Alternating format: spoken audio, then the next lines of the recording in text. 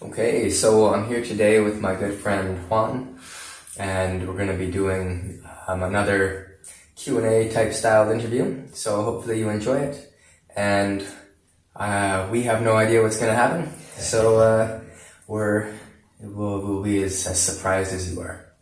And I'll turn it over to Juan here. Alright, so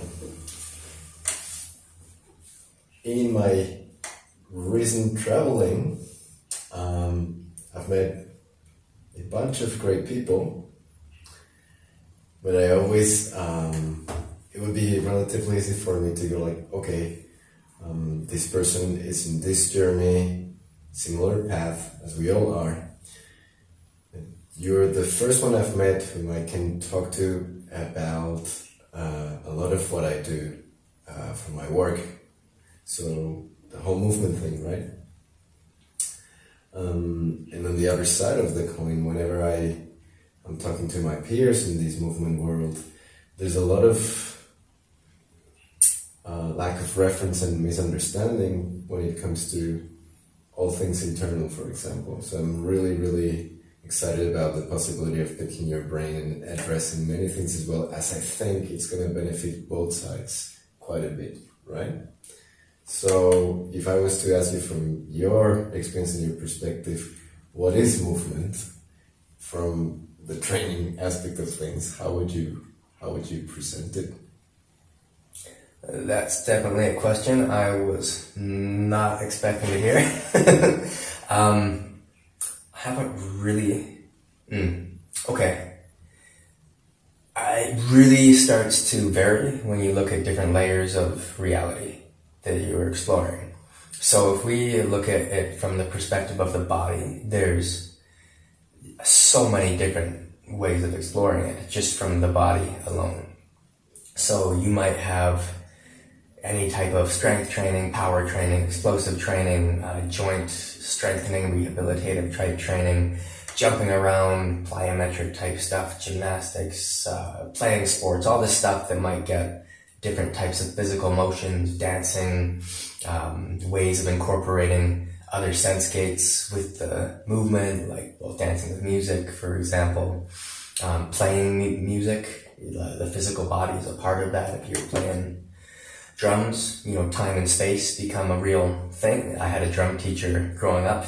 He was like, if you make the time, the space that it takes the same, the time will be the same. And if you can get the time and space to be really something that you embody and understand, from that comes groove. And you can play the same pattern but not have a groove.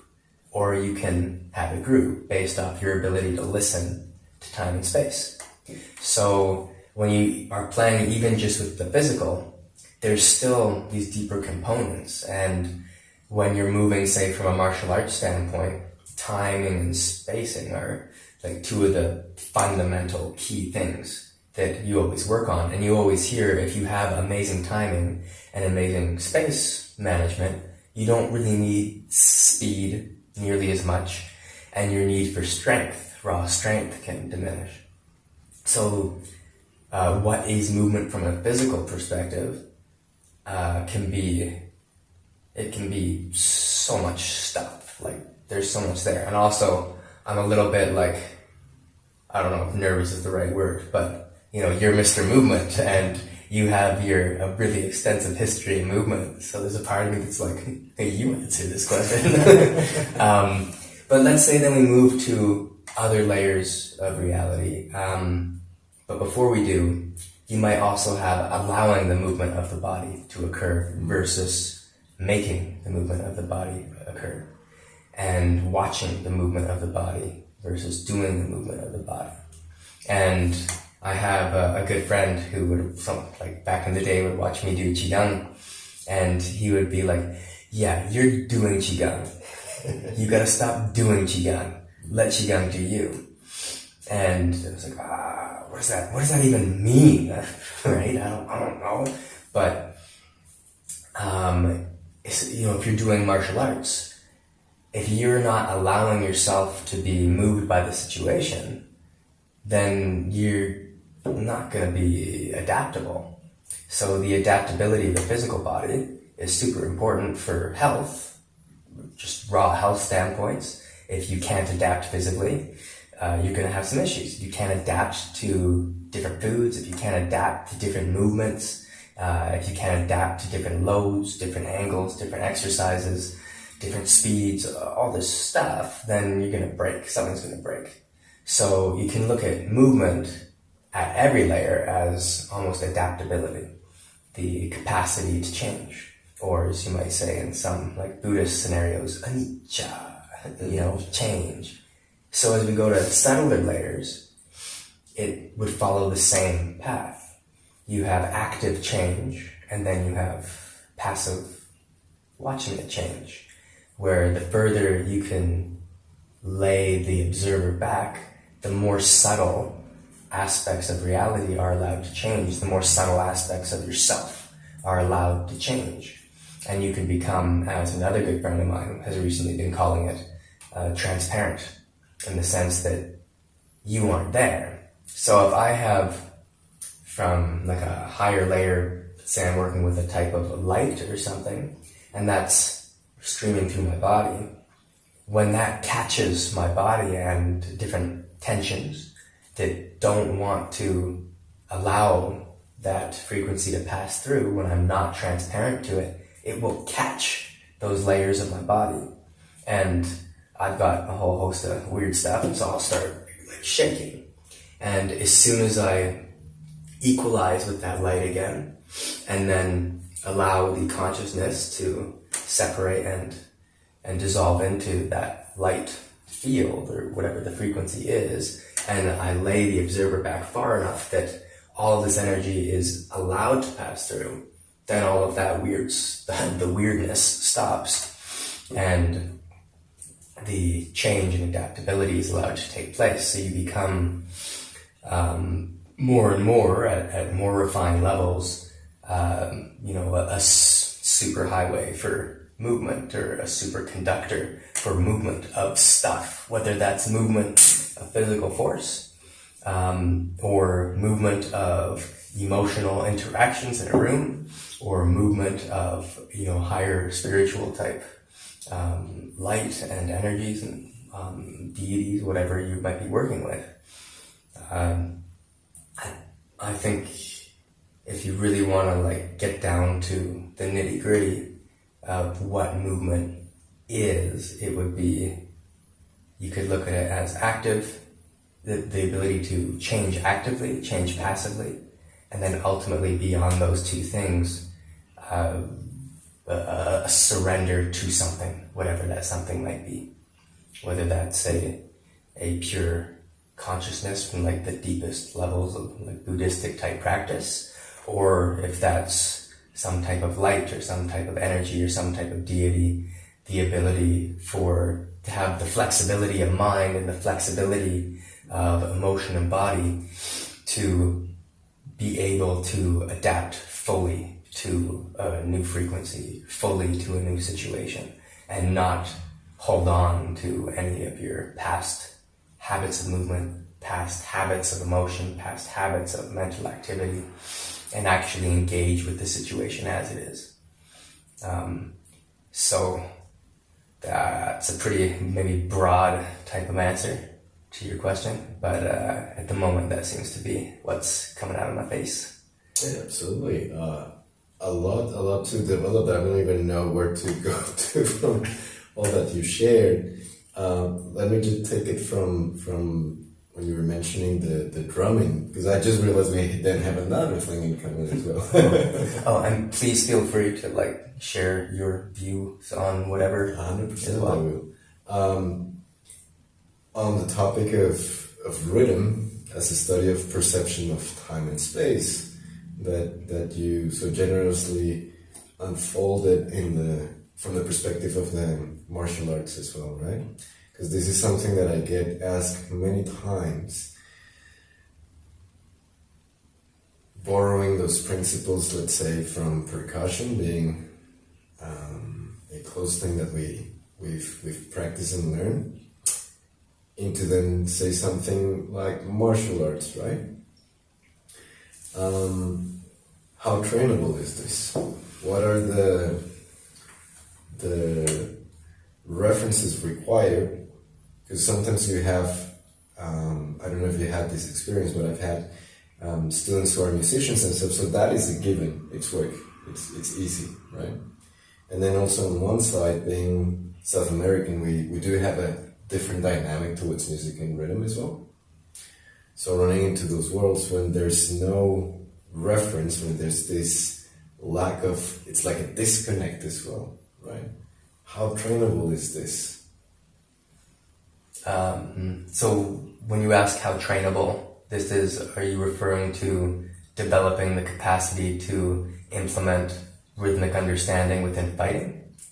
And beyond fighting, in the scope of all because you were then presenting movement and this capacity to adapt, right? Then into, let's say, the inner realms and more contemplation types of practices as well and beyond. That's very much,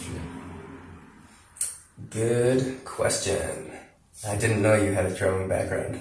That's pretty fun. Shared teachers. Okay. So, anything, as far as I can tell, I've been teaching stuff since I was like 11 or 12. Like, I think I was teaching drums when I was 12 and Tai Chi when I was 12. Anything can be learned. Seems to be that there are caps to what some types of people can develop when it comes to certain things. We all have traits that we excel with and traits we don't excel with. So it might take one person an hour to figure out and be pretty good at. It might take another 100 hours to figure out and be pretty good at. So there does seem to be some difference in nervous systems. So absolutely you can learn it. I would say probably the easiest way would be dancing. Dancing where you are in sync with the music, which seems pretty obvious. That's what most dancing is you move with the music. And then dancing where you are not with the music. And if you can feel a beat, and you can only move in what you call in music syncopation to that beat, you only move where you don't feel the beat, that's just going to help you martially. And that's also something that will help you with your own habits as well. So rhythm and physical movement that's where you get your partner drills that are very cooperative, a slapping back fist. And okay, now you have movement, you have a pattern, you have a rhythm, and now because there's safety in that, then you can move and work on variations off that. It's cooperative enough that there's enough safety that the mind's free to explore. Now, as soon as you start altering the pattern of that, and then you feint, that you hold the movement, you stop it, you go on the offbeat, so to say, then that's where you get into some very interesting stuff. And that's also where you can really fuck up someone's nervous system when you touch them when they're not expecting it. And so that's what a lot of internal type arts work on doing, is making somebody feel like they're safe, right? Making somebody feel that their protective chi doesn't have to be aroused and working. And if you can put your fist through where somebody's empty, you just enter right through.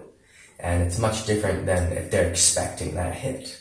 Where they can brace against it, their mind can be absorbed into the body, and they can recruit all the mass of the body to protect themselves from that hit. If they're not expecting it, this goes to that Tyson quote, the punch you don't see is the one, well, I'm butchering it, but the punch you don't see is the one that gets you. If you don't see it coming, that means you can't collect that protective chi, and you can't brace, and you can't recruit all of your mass to protect you against that strike. So another way to do that would be, instead of perfect timing and a feint or something, would be energetic skill sets, where you're constantly just releasing that ability in someone to retract in. And there's many, many different ways of doing that. But then also, playing with those types of feints and with the timing and with not being on rhythm. So one fighting strategy is you give someone rhythm and then you break it, right? And there's a great story of this reporter who, I believe he had like an exhibition friendly type of match with Julio Cesar Chavez back in the day. And he had one strategy, which was, I believe, like left, hook or something like that. Jab, cross, hook. That was it. Jab, cross, hook. And so he threw that like 20 times in a row. And that was his only strategy. Do that every time. Do it 20 times in a row. And Chavez figures it out immediately because he's a pro and goes, oh yeah, blocks it all. But the strategy was on the 21st time. Instead of jab, cross, throw, jab, cross, and back with that crossing hand again. And he got him, right? And so just like he was able to almost entrance this professional into making a mistake against a beginner through just changing up rhythm, the rhythm of what arm was moving when. We can do the same thing with ourselves when it comes to our own, say, emotional or psychological habits that are getting in the way of deeper meditative practice, where we have these rhythms of emotion, these rhythms of mood, these rhythms of thought. And once you've spent enough time sitting in, relative stillness, and you're watching this circle, this train go around and around and around, and eventually you decide to have some agency over it. You go, nah, I'm good. And that can start to dissolve. So you have this rhythm that's there, and then you get what people call like a pattern interrupt in like hypnotic type circles, which is where you get inside the rhythm, you break it. So a common one they do is they go to shake your hand, and they go, oh, hey, look at your hand. And they got inside a pattern that you're so blinded to by the repetition of it that they suddenly have access to your subconscious. And this is a really good tool to know within yourself. When you start to wake up inside of your habits, you almost don't know where you are or what's happening. And you get this, say, in Tai Chi, if you're working on going through a form, for example, and maybe you're used to going from here to here, and you go that speed every time you do it. And then you go through one day, and you're, relaxing, allowing that process to unfold more. And instead of only being aware here at this downbeat and this downbeat, you have all of this time, this slice, this slice, this slice, this slice. You wake up in all these spaces. And because you're awake in a place you've never been awake, you don't know where you are. And that can be a really useful tool. So rhythm, timing, is mainly what we're talking about on the rhythmic front. Is a really useful tool at all layers. You have rhythms to how long you can easily stay in certain high energetic meditative states, certain types of physical chemicals that support that. You can apply, and when that starts to subside, your ability to touch into that state might subside. So health of the physical body, vitality is super important. You can also use will to sustain that, but you might drain yourself. There's all kinds of ways in which rhythm can be applied to virtually all of this stuff. Everything from how the heart beats to how the heart doesn't beat with, what do they call it, with heart rate variability, and how that's such a super healthy thing to have variability, to not have steady rhythm all the time.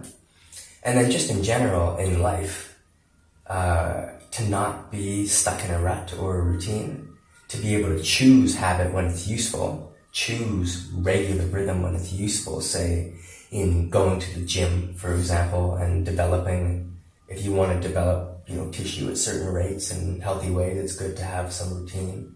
But it's good to be able to break that, to hit those syncopations and change things entirely. And that's all that's coming to mind at the moment for that one. Any thoughts yourself?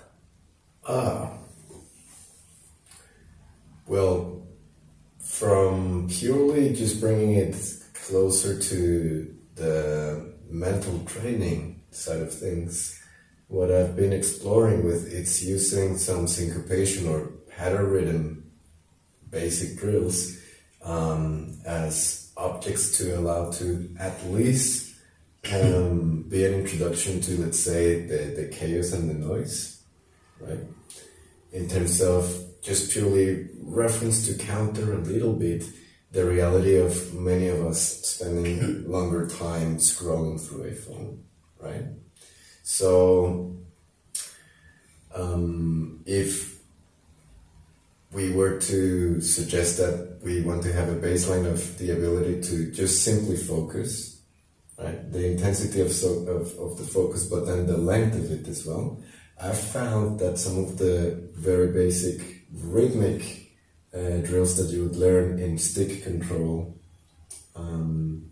are very, very useful for people, right? So in layering, for example, one fun thing that we can do, and then I can hear your thoughts on it, is you can take basic counting of 16 notes in percussion, so you're 1E and the 2E and the 3E and the 4E and that, right?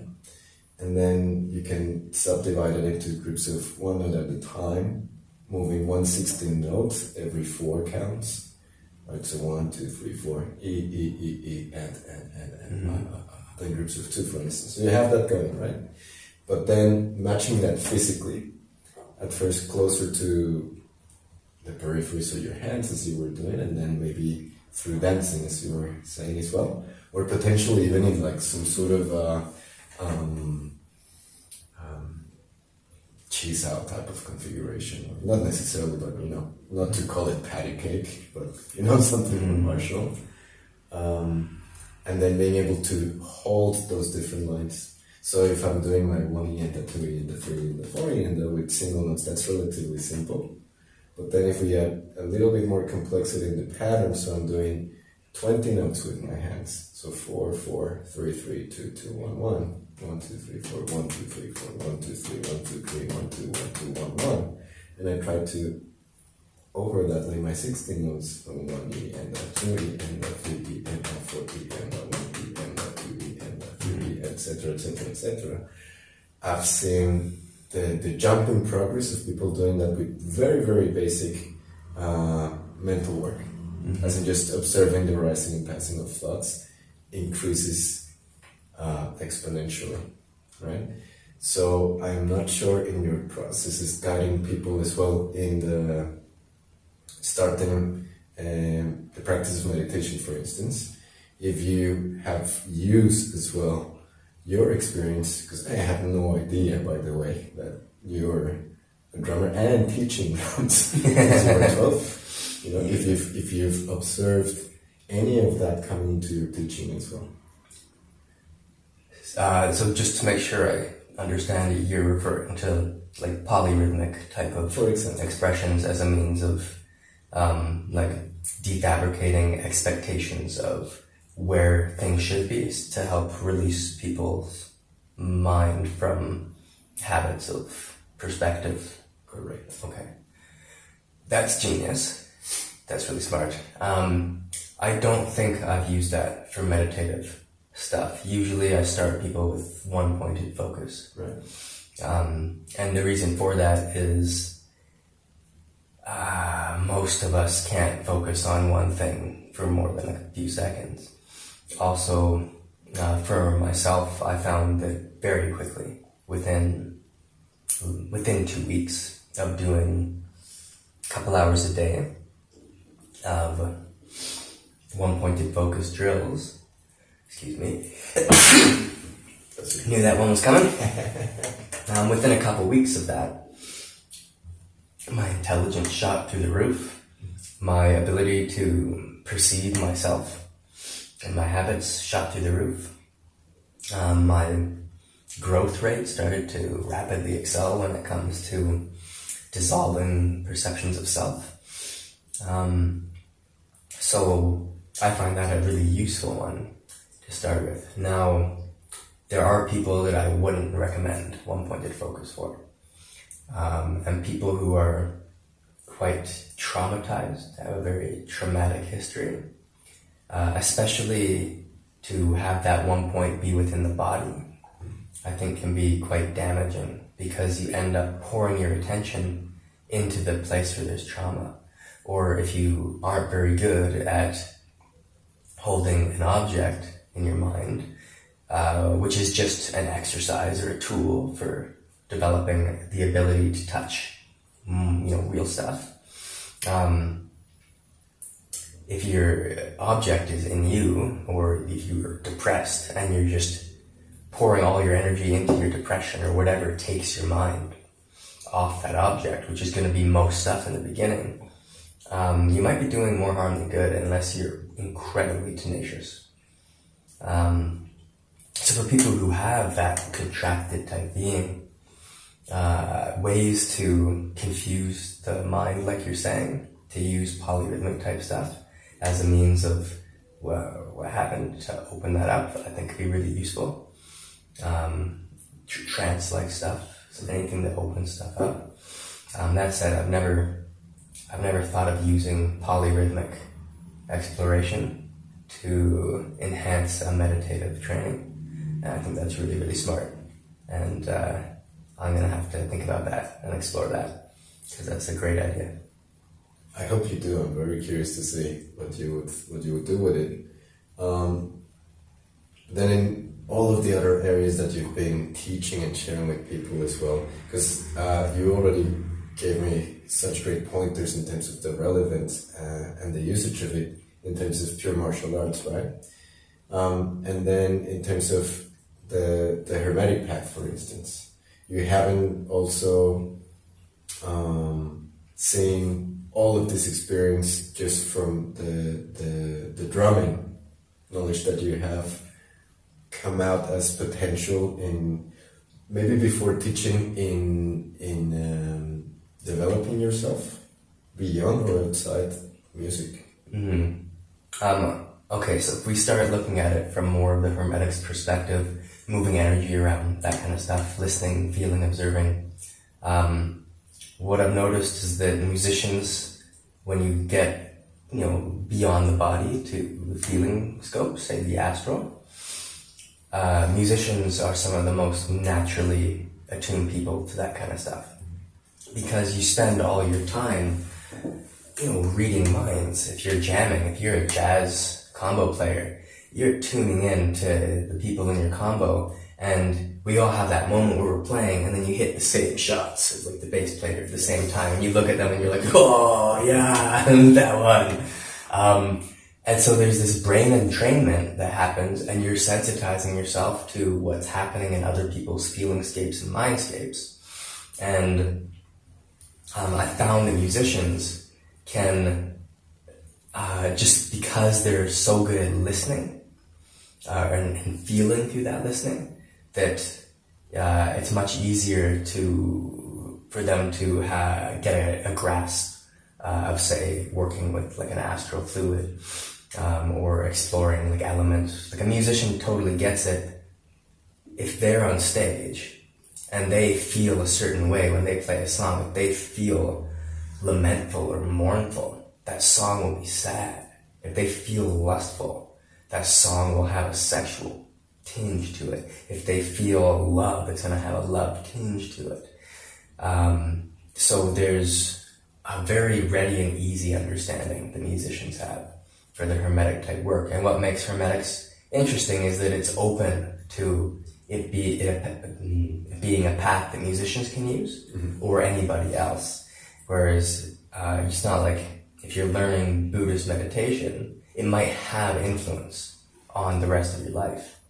With Hermetics, you can immediately and directly apply all these layers of observation and skill onto virtually anything, which makes it a very interesting, like, fundamental grounding layer that you can run different paradigms through. So I find that in relation to that, the Hermetic type stuff and the energies of form, that music is really useful. Can be very helpful and a really interesting way to explore it.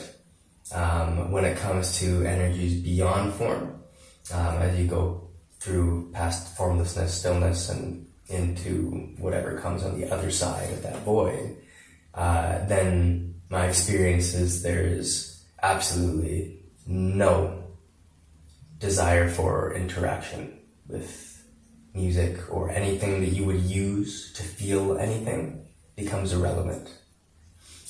So at a certain level, when I've been doing a lot of particular types of practices, and I'm in a very equanimous space, everything's very, very still and silent. There's absolutely there's no desire, period. As such, there's no desire to play music, there's no desire to listen to music. Why would I want to perturb through stimulus and reactivity that nervous system and all these things which might make it more difficult to stay in that space? But it's not a fear of coming out of that space, it's just being in that space and not caring about the other stuff. So there isn't a part that goes, hey, I really want to be listening to music right now. I tried, take out the guitar, try to play it. It's like, I really don't want to be doing this right now. And you could look at this in two ways. One would be the absence of your own skill to release on the myriad of types of connection the music has in us and how deep it goes, and maybe the need to develop further to be able to compete and clean that out. Or two, you could look at it as just the power of music innately and how strong it is. So there's very skilled people who listen to a song they used to listen to before they started getting really into practice, and with that song comes their past, all the stuff that they let go of. And I had one guy tell me it took him weeks to clear that from his system. Very skilled practitioner, very aware. So when he says weeks, he means like the most refined layers it took to clear that. And so I look at that and I go, man, this guy's really good. And somehow music was enough that it was literally weeks to let go of. The power of that. So there's a lot of potential inside music.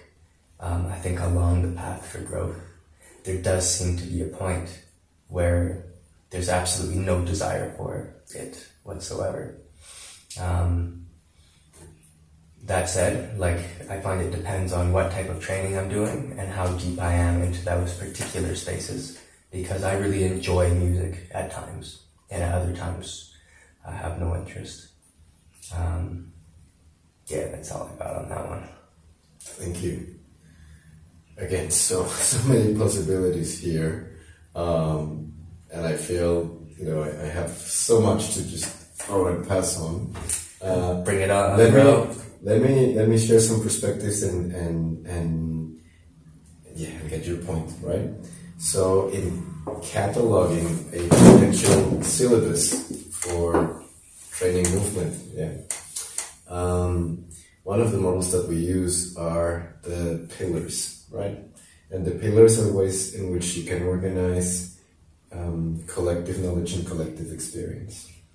So we do have a martial pillar, a dance pillar, a pillar that is labeled object manipulation, and this could be anything from juggling to working with tools.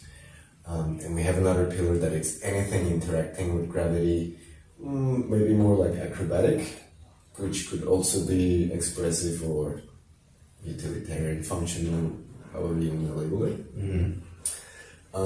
And then arguably you could have also a somatic type of pillar in there, right? And then the way we use this, generally speaking, is if you take any practice and that you can place in more than one pillar, then from our perspective of study, it's worth looking at. So if you take something like BJJ, you can clearly put it in the martial pillar. It does have dance components. If you have the gi is used like an object, or arguably if I'm manipulating a partner, that could also potentially be working with an object. And then it's fairly acrobatic. You see where this is heading, right? Mm-hmm. And then in my own personal work, I've been trying to relate that to the esoteric psychology principles with the elements, and also potentially the quadrupolar magnet. This is something that I haven't shared with anyone yet, and I'm just throwing it out there because I would like to pick your brain on this and what you could see being done with this as well. From the idea that you just mentioned that hermetics can be applied to anything essentially. Alrighty. As in, if you were to catalog different aspects of movement, right? How would you relate that into balancing the elements, for instance? Right? If it's purely from a movement learning or practicing perspective, right? Like purely movement, because we could bring in other activities that maybe we would not label as movement training in terms of balancing the elements, but just purely from a movement training from the perspective that we've discussed. Any thoughts on balancing, or like also using this on top of this model that I was sharing with you? Because I don't necessarily would say martial, it's fire. Or I wouldn't just say that dance would be like water element, for example. Right? Although you could, right? But yeah, I just wondered. Okay, so we had martial arts, dance, object manipulation, and what was the fourth one? And interacting with gravity, like acrobatics. Interacting with gravity. And was there a fifth one? Somatics. Somatics. Okay. I'm gonna forget those. But I can't think of any activity that isn't all of them. Anyone who's developed in martial arts can be sitting there breathing, practicing martial arts. Maybe they're tuning their connective tissue system to a certain frequency. They might be visualizing something. They don't necessarily have to be moving. Anything that we do is in ourselves is object manipulation. If you're breathing, there's stuff that's moving. There's these objects that are moving. Now, how much you attach to the identity of that being you, or you being something else, your point of reference or finding, will determine the degree to which it's an object or not. So from how you described it, I would say that it's all there. If you break down what martial arts is, or what dance is, so much of dance is hidden martial arts, so that it can be kind of worked on in disguise. Right? So let me interrupt for a second. Please do. So on that being said, would you add to it like layering as well within the map and the prospect of the elements to see each and every single one of those pillars vitally, astrally, mentally? I would look at each of those pillars as something that you can explore and harmonize all four elements in, and that you can explore and harmonize all four elements within each layer of vital, astral, mental, and beyond. So that would be like 12 if you use four elements with vital, astral, mental. And then the harmonization of that, or finding that equanimity, like you mentioned, or the magical equilibrium where you have that balanced. Because any of those things can all be pathways to mastery, however you view that. So, I mean, that's like the simple answer. I think to really separate those things, it's all somatics. There's somatics as a part of every single one of those. Dance, if we look at dance as an expression of connection to usually music, and then often other people, that's something that applies to everything, whether that's connection to objects, connection to gravity. You connect, you start to feel those waves of gravity passing through you. Connection with your partner, it's martial arts. And you go through each of those, pillars. It's one thing, from how I understand it when I hear it. So then looking at exploring the elements within each one, what does it mean to be fire and martial? What does it mean to explore the water element with the martial exploration? To explore earth expressions? To explore air expressions? In dance, in object manipulation, in gravity explorations, and in the other one, somatics. And I think if you start looking at those four elements in relation to each pillar, you start to notice that same, all same. To borrow from our mutual friend Steve Smith and what his teacher, one of his teachers, folk used to say, by all accounts, was same, all same. And there's something to that effect. And then once you've explored what it means to, say, dance with a fire astral expression, or a fiery vitality in your body, or a fiery mental type of framework, and a watery one, and an earthen one, and an air-like one, and you start to find an equanimity within that, and you've explored those elements in the frameworks of those layers of energy, of vital, astral, mental, you can start to find equanimity vitally, astrally, mentally. And once you have that equanimity, then you can explore each of those pillars totally free. Because we all have ideas of what something's supposed to be. How you engage mentally with martial arts. Maybe it's initially people are really aggressive, really fiery, very aggressive. Eventually, they often become quite earthy, just very still. And people are like, oh, how do I get in on this guy? You don't even have your, guy doesn't have his hands up. But people are like, oh, what do I do here? Or maybe they have an equalized fire. And you're like, oh, if I do anything, it's not like I can move and try to figure out how I get in, but if I do anything, I'm getting smashed. Maybe they have more of a watery thing where you're like, oh, I'm gonna get sucked into something. If I move, I feel I'm gonna get sucked in. Maybe it's real airy. It's that kind of fiery, airy, bouncing around Taekwondo, like Muay Thai, like movement. But once you explored each of those, at each of those layers as well, then you can find equanimity and it can give you choice in expression. If you're dancing, choice in expression is pretty important because that's what you're doing, is you're expressing, whether it's a story, you often dance is expressing a story, or if it's partner dancing, usually it's expressing some type of mating ritual. And I mean, you have dance, martial arts, meditation, being, path of like death, path of life, dance, procreation, and that meditative thing that's like, what the hell is that? That thing that's neither of those, but both of those, that stillness point. And everything slots into it all. But when you look like humanistically at I don't know what you might call it, like trends of human behavior, war and dance, music we could include in dance. Those are pretty old patterns, and probably older than object manipulation.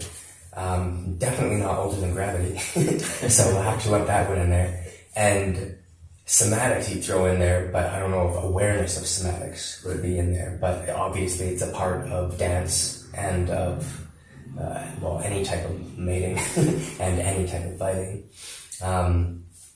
So point being, it gives you choice in expression, and it gives you choice based off of not being wrapped up in only one pattern of action, feeling, and thought. And so I think that's a pretty holistic way to look at how you might apply the elemental framework, not in separating each of those pillars into one element, but using each pillar as a means of attaining equilibrium in all of the elements at all layers. So much to unfold here. Okay, so let me add something to keep getting all of this there. Okay, you keep adding. I'm gonna check the camera's still recording, and you keep adding. All right. It's still recording. Still recording. So another model that we have on top of that, it's not that they are exclusive of one another. It's being able to distinguish modes of practice in terms of partners or no partners. So I usually say you would practice with your students, you practice with your teacher, you practice by yourself, and you practice with your peers. With your what? Your peers, like your fellow, like Kung Fu brothers, for example. Okay, so you practice with your students, with your partners. When you say partners, With your, you practice. So you practice being the teacher. You practice being the student. okay, You practice with others who are of equal capacity, let's say, as in the learning process, but there's no hierarchy. And then you practice by yourself, okay, right? So if you are layering that model on top of that with all of your potential avenues for exploration of each pillar and each of the elements as well, how would you implement the strategy in terms of journaling, for instance, or cataloging all of this, when you also have potentially this situation when you have those 4 modes of work in there? And in this case, let's discuss with and without the possibility of transmission. all right. That's a loaded set of words there. Okay, we'll pretend I can remember all of the different things, and feel free to remind me. If you want to apply, say, each of those pillars within, or apply rather each of those 4 modes of the practicer, so to speak, within each pillar, you could apply the same elemental framework to each mode. I'd probably do that and ignore that within each pillar, because the more you start to isolate and separate, almost like the more disingenuous things can become.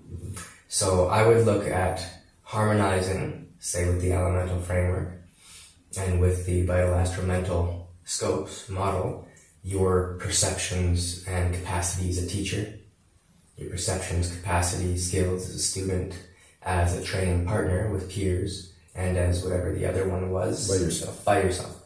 Yeah, absolutely. And then you can be working on that, doing any of those pillars. But it doesn't matter which pillar you're doing. If you're working on a teacher, it doesn't matter which pillar, you're a teacher. Like a good teacher can teach you anything, right? It starts to become irrelevant. So the ability to do something or figure out how something's done and then share it is a skill. It grows. So whatever you're working on, like you don't even have to think about those pillars. Just whatever you're doing, go, okay, so for this week, I'm going to put myself in teacher mode. 4 weeks in a month. 1 week teacher, 1 week the other one, 1 week the other one, 1 week the next one. And for that whole week, whatever you do, you're a teacher. You are washing dishes. How would you teach someone how to wash dishes more effectively? How would you include harmonization of the body while washing dishes? How would you teach the movement? How would you teach connection through that movement? How would you teach exploration of different layers of reality through washing the dishes? How would you teach whatever? Literally whatever it is that you're doing, teacher. Next week, you have student. When you are doing whatever the activity is, whether it's part of your practice or not, start asking questions while you're doing it. You know, what does this mean? Why do I fully understand this? Come up with slews of your own questions as you're going through different things. How can I learn from this? What is this trying to teach me? And whether you can look at that as like, oh, it's like one of those fate blah blah blahs, and like you try to put it down that way is irrelevant. If you have that, what is this trying to teach me attitude, you will be learning from everything all the time. What is the purpose of this happening to me? Or what is the purpose of, I dropped this cup on the floor and it broke. Okay. Where were the gaps in your awareness? How did you possibly let that thing fall? Was your mind scattered? What were you thinking about? Are you often thinking about that thing? How are you feeling? Are those feelings that you've, for the most part, equalized or not? How do those feelings affect your body? Obviously enough that you can't hold on to the cup anymore.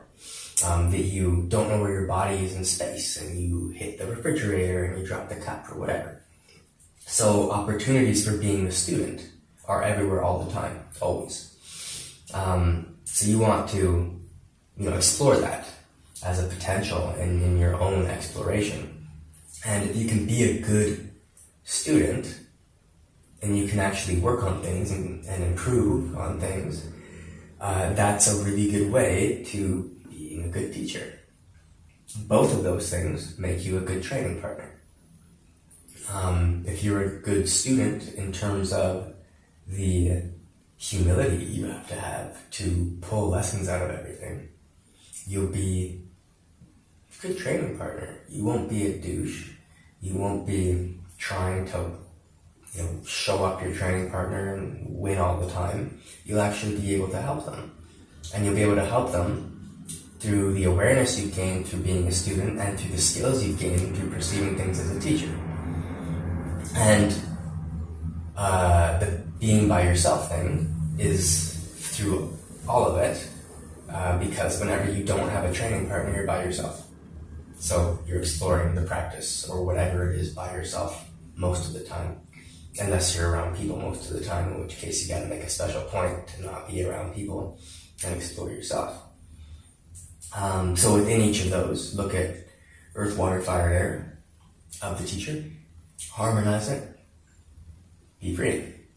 Earth, water, fire, air of the student, harmonize it, be free, etc., etc. So you can use that elemental framework in each of those. You can use the vital astral mental framework in each of those 4 categories. And then removing it from the pillars gives an absolute freedom to not trying to figure out where you're supposed to place things in those pillars. Mm-hmm. Because you don't need to. All subdivisions are useful tools, right? So we go, okay, well, you just said earth, water, fire, air, you're making subdivisions. The point of that is to harmonize it, so you don't have that anymore, so you can move freely. You can recognize when you're of one temperament versus another, at various layers of the spectrum. And then you can change that, equalize it, release on it, whatever your method is, and you can be free.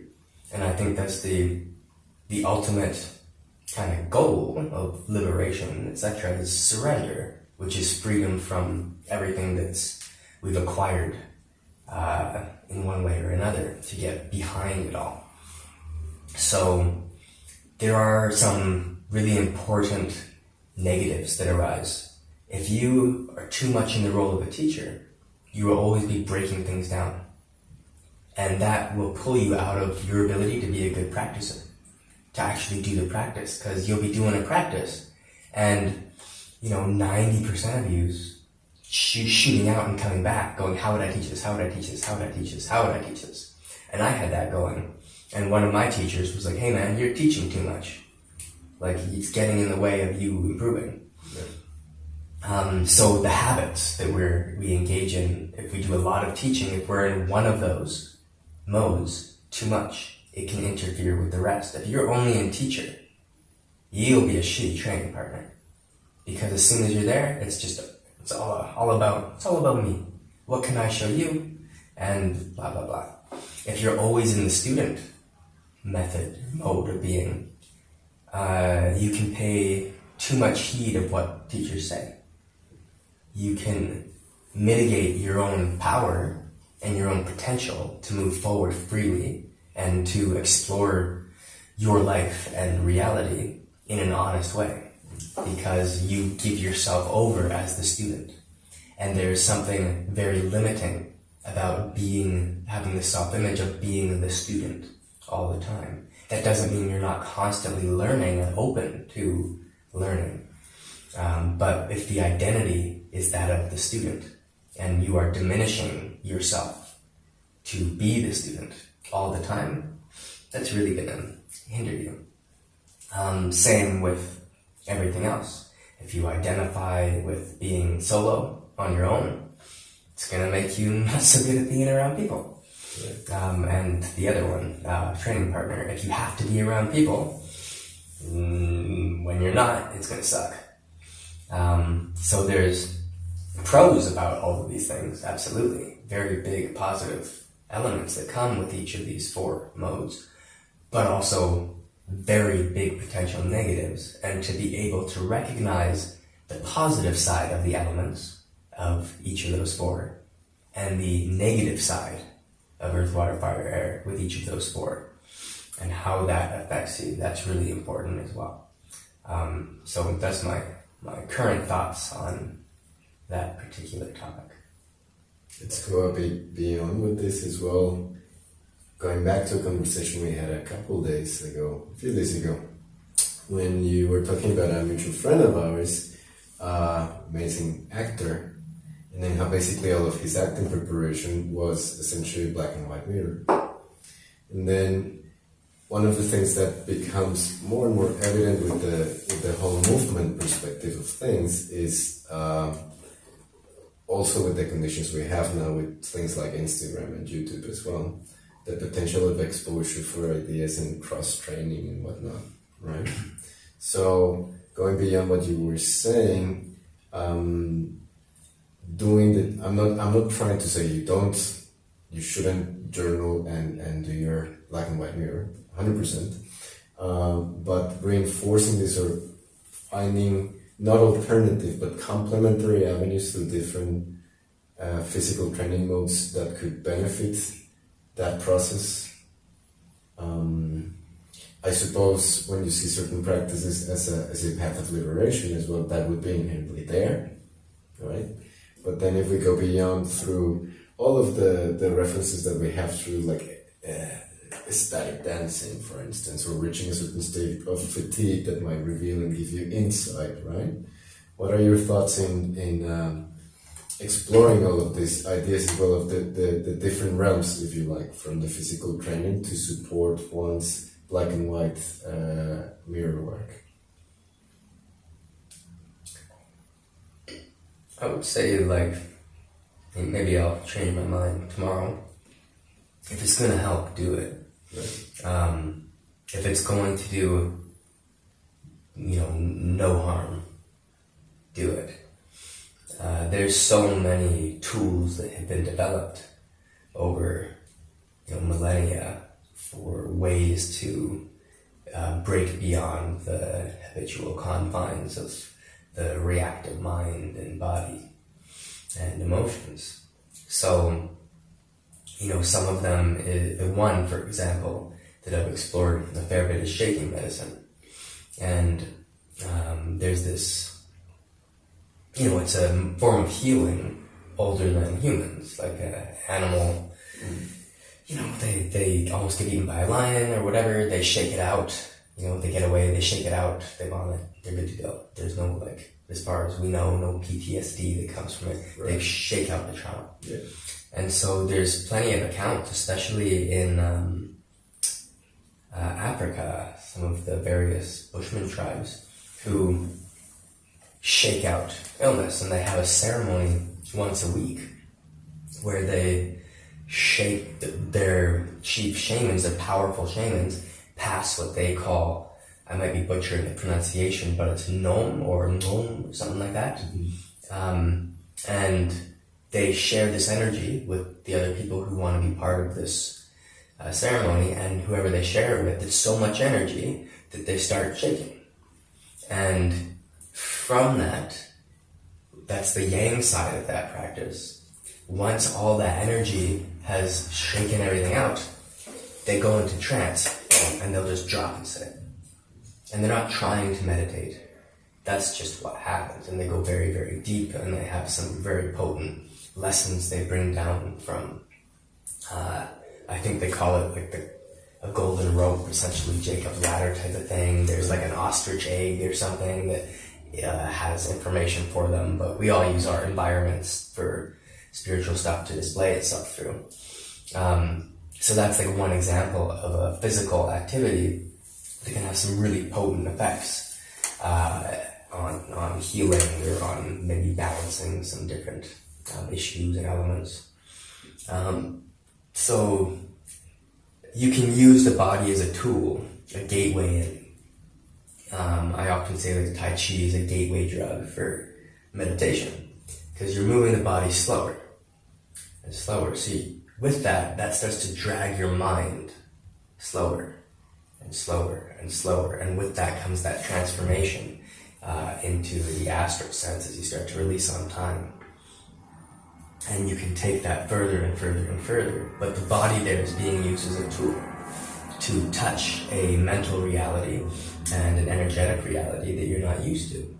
Once you have touched that, though, you want to be able to abandon the physical anchor for it, abandon the need for slow movement, abandon the need for shaking, abandon the need for ecstatic dance. And so you could look at from one perspective, you could look at the physical expressions or activities as ways in which you need external help. Some people would look at it that way. Just the way that some people listen to music to feel a certain way. You go, if you have to sprint, you have to go for a run for an hour every day to, not want to kill your wife or whatever, then you got some issues, right? You disguise that with the activity. So there's pros and cons. Maybe you have to do ecstatic dance once every week or once a month, and without it, you're not really a good person. Okay, well, it's clearly helpful for you, but you gotta look into it. Why is that helpful for you? What's happening when you do it? And why can't you do it in the absence of that particular stimuli? If you need the external conditions to be the same all the time to get a particular result, you have no sense of agency over that state. So, that would apply to anything. I have a friend who trained martial arts, so intense for so many years, had some health issues, had to stop doing 8 hours a day worth of physical movement. Suddenly he wasn't swimming in dopamine and serotonin. Within a few months was on, anti-anxiety and anti-depression medications. And so there was a clear reliance on this particular activity and that amount of physical expression that presented some really awesome, massive stores of some cool chemicals. And in the absence of that, boom, just awful. So I would absolutely explore whatever you want to explore. Again, as long as it's, safe and you're not harming yourself or other folks, and see what you get out of it, and then find out the internal mechanisms of what's happening, and make sure that you can, choose to bring that up if you want to. And then you have agency over it, and you can then go and engage in the activity freely. You can do it in the absence of craving and aversion. Absence of craving for the activity, and absence of aversion to what you would experience if you didn't do the activity. Same with drinking a cup of coffee. Do you need it, or can you just drink it? Can you not engage in the activity, or do you absolutely need it? And that's an indication of where you're at on your ability to choose how you feel, to choose how you act, to choose how you think, and to choose how you harmonize and equalize and find equanimity within everything that's going on. And in terms of journaling, which you mentioned, can be really useful. It can also be a massive waste of time. If you're journaling about your terrible experiences and that are running through your head and how much they make you feel bad and all this stuff, you start to cement it. Whatever you place the mind on, that thing grows. So if you're going to explore a negative experience, explore it from the perspective of releasing on it. Can you, with every word that you write, can you dissolve that experience, the emotional imprint of it, the astral imprint of it, deeper and deeper and deeper, to the point where you're free of any attachment to it? Or maybe you journal the positive stuff that's going on. That's not to say that you don't acknowledge negative stuff, but what you want to feed with your attention, your writing, your time, it can be pretty useful to make that stuff that's beneficial. Not positive, like, oh, I love myself and I'm amazing and I cook real good and I like to eat, but positive in the sense of, okay, I noticed this story from my past come up that isn't a good one. What are the ways in which I could create exercises or methods of interacting with this that would be helpful for me? And you make it constructive. That's the word that I wasn't remembering a second ago. Make it constructive. Right.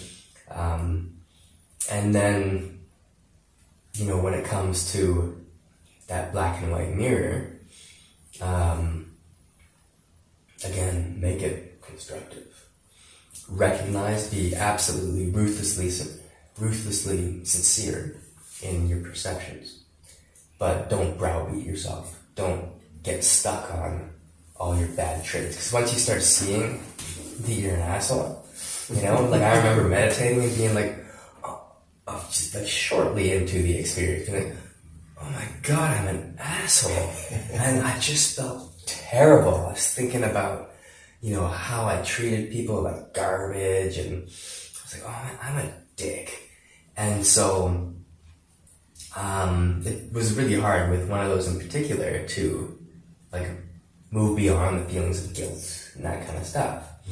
But you look at what happens when you have that feeling, and you look at why you're having it. Basically, any issue is, a misconception that you think you're a thing from the perspective of the ego and acquired type self.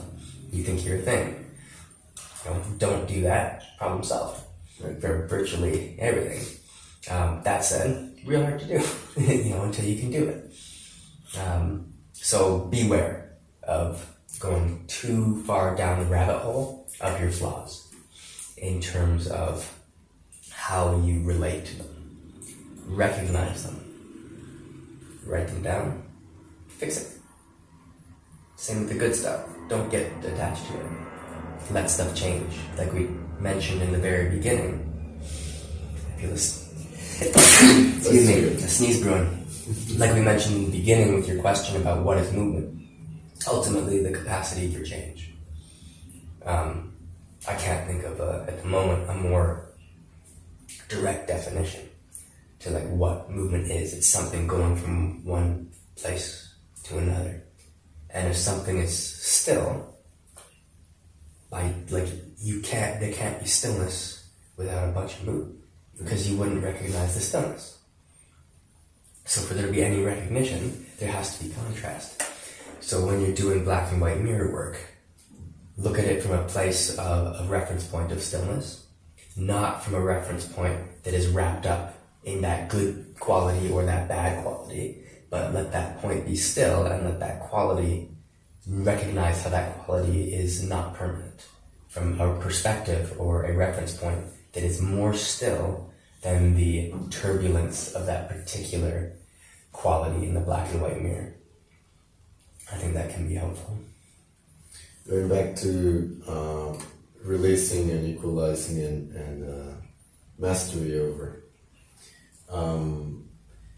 Usually what we try to implement is observing within an activity the effect it has on you, like you're saying, but up to this point being used to create a specific reaction. So it's not necessarily with the intent of release over time. So an example of this is when I teach acrobatics, most of the time the effect of it, once you go past the stage of frustration, for instance, of not being able to do it, is one of joy.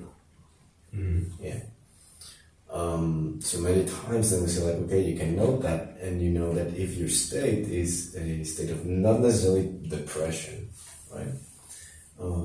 But within that frequency, or like that vibration, let's say, one of the best things that you can do is like go out and do some acrobatic work, right?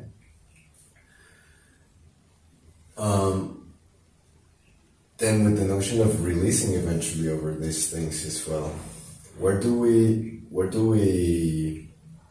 draw the line, let's say? Because I find a big challenge for many people when I discuss these things is, but why would I want to release? And that also would go from maybe a lack of insight into what release is. And what I've noticed, you asked me in one of our earlier conversations, the effect of my daughter being born, what that changed in me as well, right? And then finding all of these tools that come is a result of my specific practice, right? So with certain things, I could say arguably, this is an easy one to show to people. For instance, the effect of using something like going and hitting on the heavy back, to vent out and prevent you from, going on a rampant killing spree or whatever, right? You definitely would want to release on that, and control the situation. But when it comes to something like the example that I give you with the acrobatics, or the let's say the potential state when you're going into improvising with music or dance as well, where you are almost streaming pure just potential of creation as well, right? It's very, very hard to get people even to the perspective of like, hey, eventually you want to release on this as well, right? Without them necessarily having simultaneously a practice of contemplation or meditation. Do you think that over time the process of release would happen? Is there a need for that? For people who are not necessarily and clearly making that choice of also having that path running on parallel as well? I think that,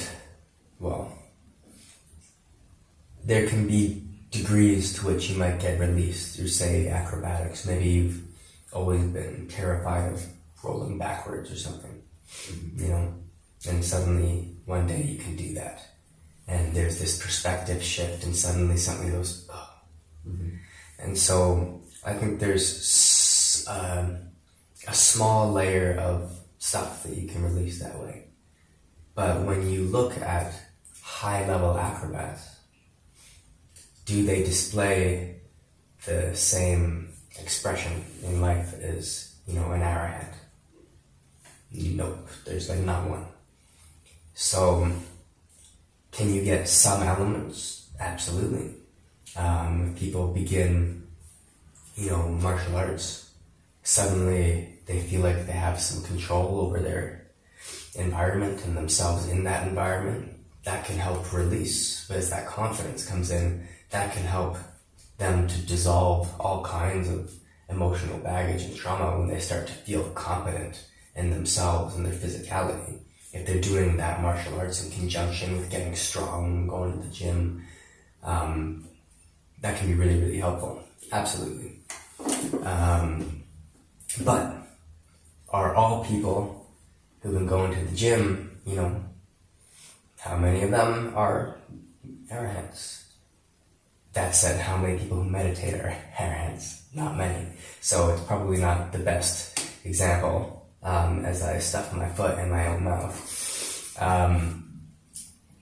But if your focus is on release through the activity, then you can get a lot more release out of it. If your focus is on acrobatics, you'll get more acrobatics out of it. If your focus is on release, relinquishment, you'll get more of that out of it.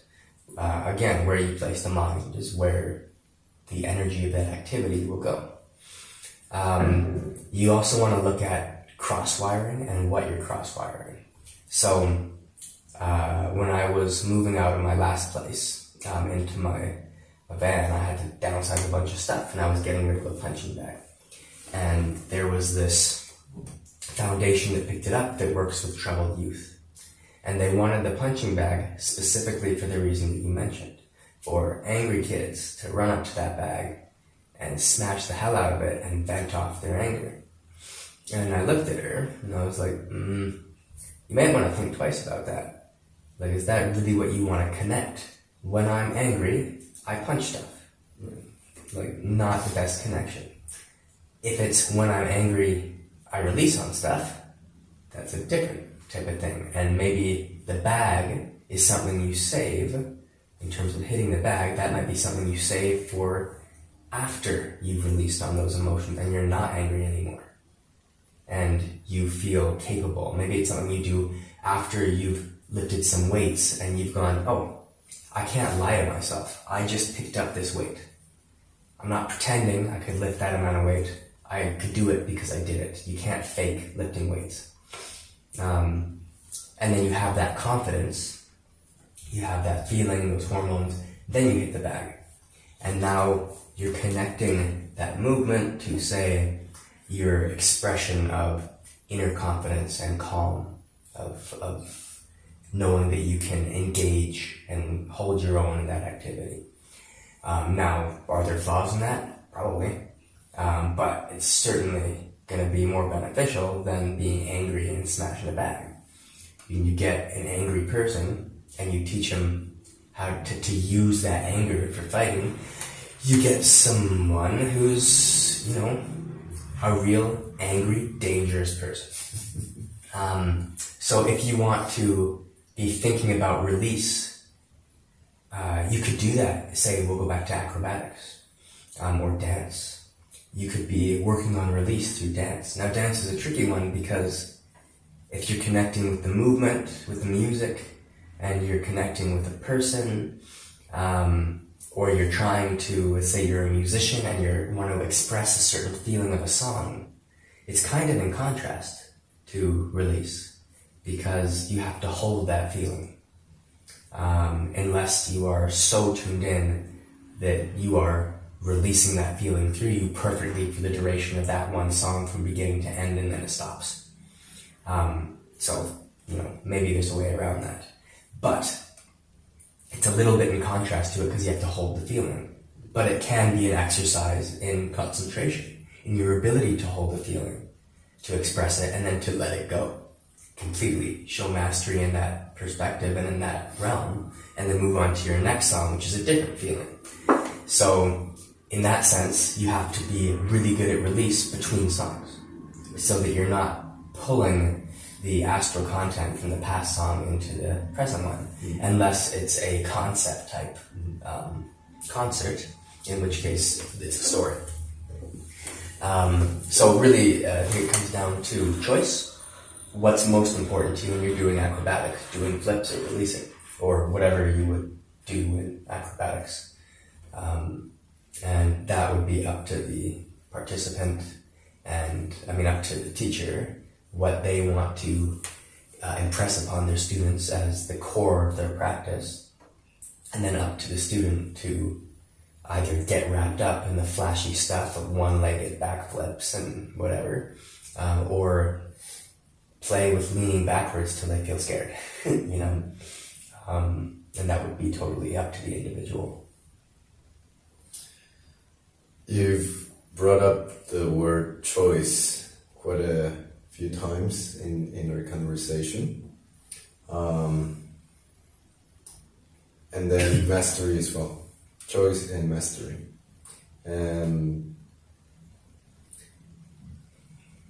One of the things that I realized in teaching, when we're very specific in terms of one way of doing things, and the idea behind it of asking of the other person or the student to do things in a very particular way within the learning context, was with the hope that this would eventually lead into more option and clarity and freedom. What I mean by that is later on, if you choose to do things in a completely different way, it's happening because you're choosing to do so and not that it's your default mode of operating. Then when I started opening to the hermetic model, that seemed like a bit of a paradox in what choices would really be. In terms of also a conversation we were having earlier today, in knowing too much of future, for instance, or knowing too much of the stuff running in the background, to the extent that your sovereignty as well depends on this blindness to a certain extent. And this is a paradox that I am contemplating on myself and as a teacher, because I highly value both points of view. So I'm not saying that I would completely change this idea of trying to bring these very specific conditions that within the context of movement lead to more option, more control, more freedom, if you like. And then contemplating also this very important, let's say, principle of what choice really would be, right? Of not knowing. What are your thoughts on that? A few. I'm going to check to make sure the camera's still rolling. Okay. Which it is. We're doing good. Amazing. Always good to check. That's why assistants are useful. Okay, so the paradigm, what is choice? And when you mentioned, like in relation to hermetics, it gets confusing, or it's paradox type of shift. What does that mean to you? It's paradox relative to the model of choice that I was trying to pass on, right? Okay. Which means in the classes, for instance, say we do it this way, and usually when you say we have to do it this way, it would be contradictory to freedom. Mm-hmm. But this is presented from the get-go as to why is it that we're doing it this particular way. And the intention with that particular way is that after you've grasped the why is it done in that particular way, the result would be, okay, I understand the principle behind it, then that means that I can modulate it in whichever fashion I want to. And that for us would be real choice. The example is when we're doing some movements on the floor, many times what people would register as style, it's really understanding the principle in which we organize ourselves in terms of managing your weight distribution, right? So, very clear example is like if I'm not moving at all and I have to reach towards you, I'm going to have this amount of reach, but if I start lifting, then I can organize and reach further, right? So then the explanation as to why I'm doing that shape is to understand, let's say, optimal wind shifting. Mm-hmm. Not that it has to be done this way because that's how it looks. Right. Then later, if you choose to do it this way, that is what you intend to do. Mm-hmm.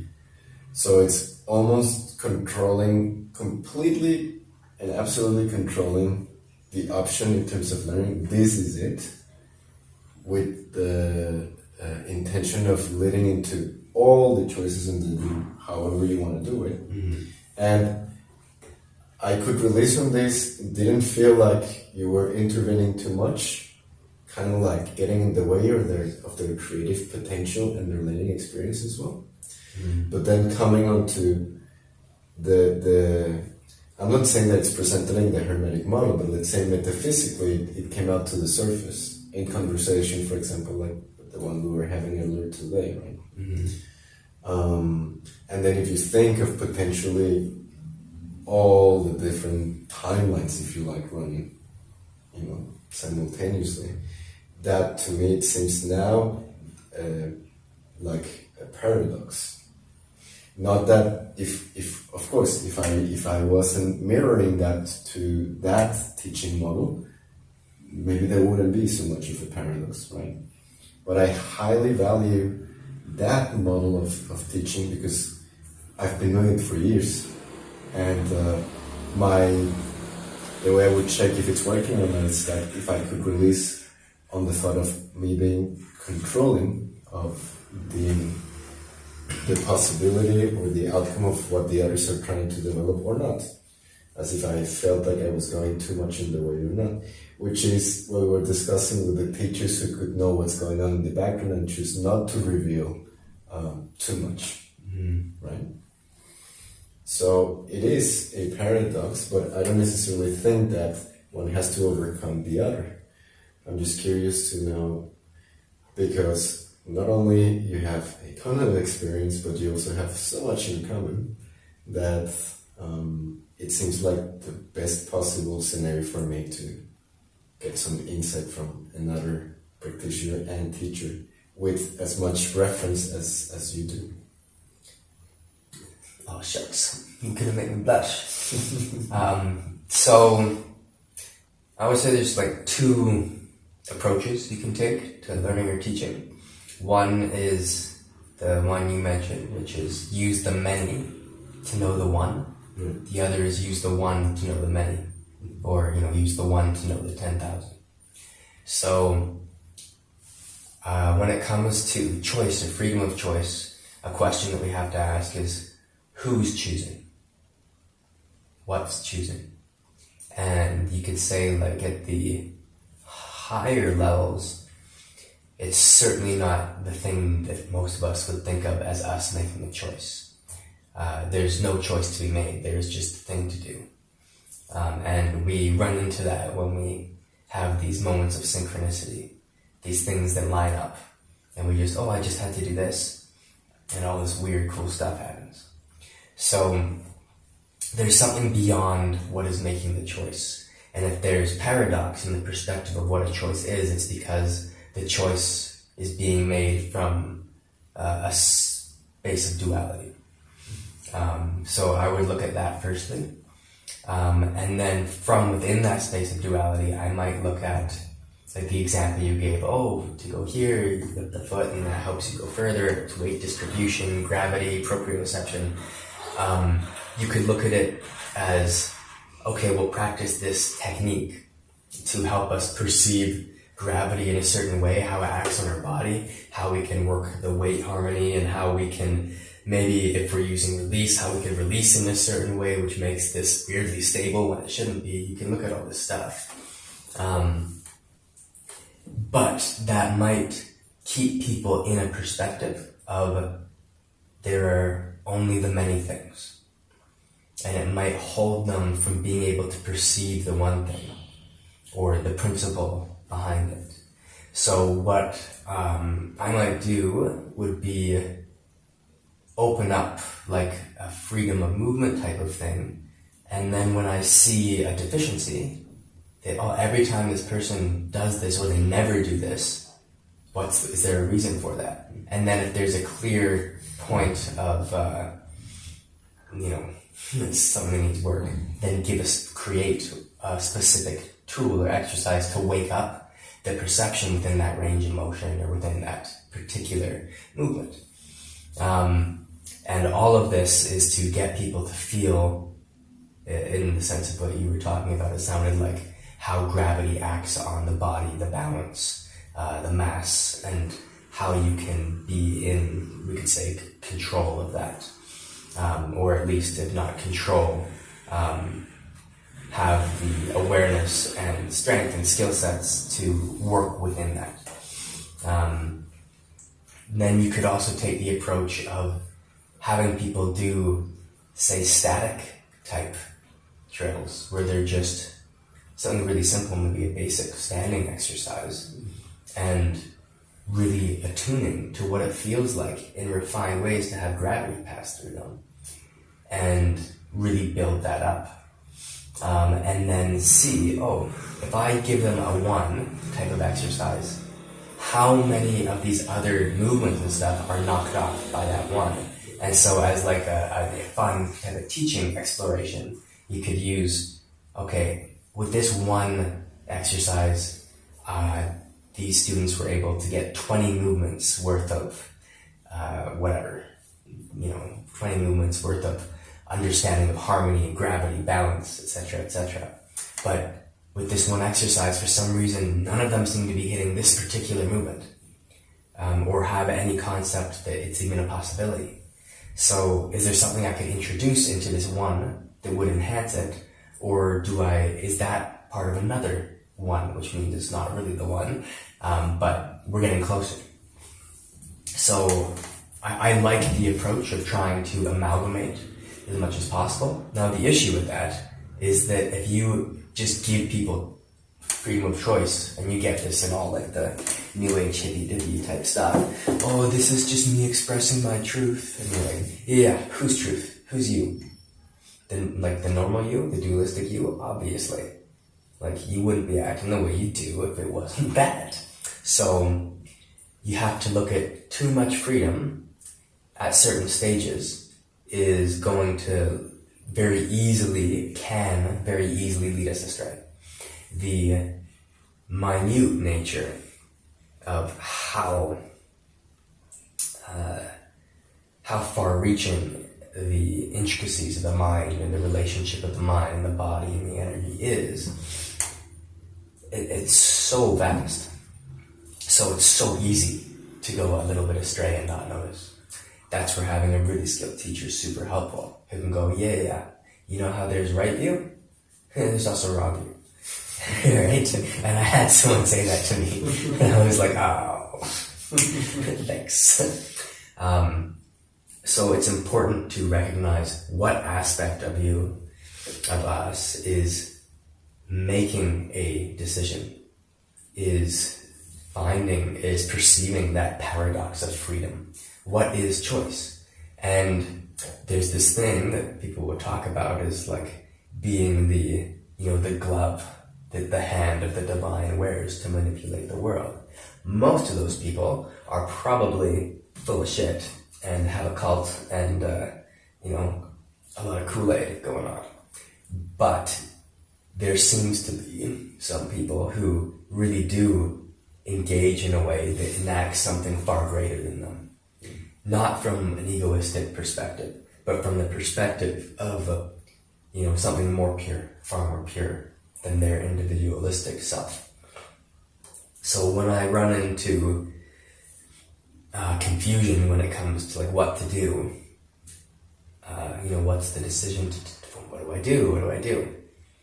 Something that I started noticing was that whatever's happening right now is like the most unlikely thing that could possibly be. Everything else that could have happened, there's so much more of everything else that could have happened than of what actually happened, because it's all potential, right? And so that this thing actually happened, all the causes that made this an effect to actually happen, it's a real mindfuck.